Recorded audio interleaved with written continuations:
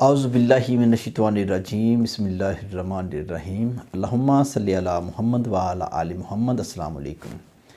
میں حکیم سید ظہور احمد شاہ صدات دعا خانہ بنگا حیات پاک پتن کی جانب سے خوش آمدید کہتا ہوں۔ ناظرین، آج میں آپ کو بتانے والا ہوں ایک تیل کے بارے میں۔ اس تیل کے بے شمار فائدے ہیں، چند ایک میں آپ کو بتا دیتا ہوں۔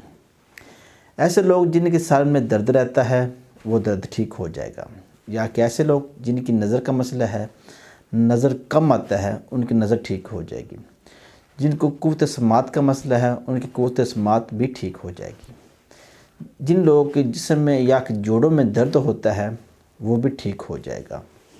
ایسی لیڈیز جن کے چیسٹ بہت چھوٹے ہوتے ہیں یا کہ محسوس ہی نہیں ہوتے، ان کے لیے یہ بہت ہی فائدہ مند ہے۔ ایسے مرد حضرات جن کے انتڑیوں میں مسئلہ ہے یا کہ جن کو قبض کا مسئلہ ہے وہ بھی ٹھیک ہو جائے گا۔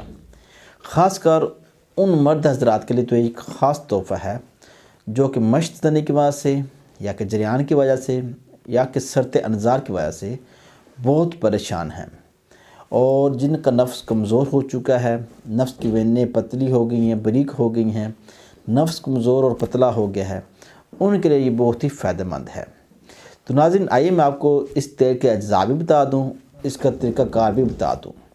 ناظرین، 50 گرام آپ کے پاس سرسوں کا تیل ہونا چاہیے، 5 گرام جاوتری ہونی چاہیے، 5 گرام دار چینی اور 5 گرام دیسی لونگ۔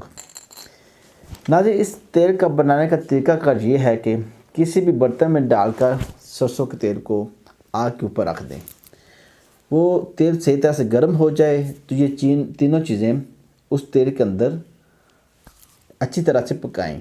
جب وہ تیل تقریباً آدھا رہ جائے اور یہ چیزیں جل سڑ جائیں تو تیل کو آپ اتار لیں۔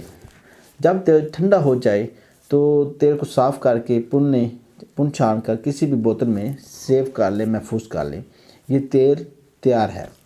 تو ناظرین، اس تیل کا لگانے کا طریقہ کار یہ ہے کہ رات کو سونے کے ٹائم 3 سے 4 قطرے آپ نے اپنے ناف کے اندر لگانا ہے اور جذب کرنا ہے۔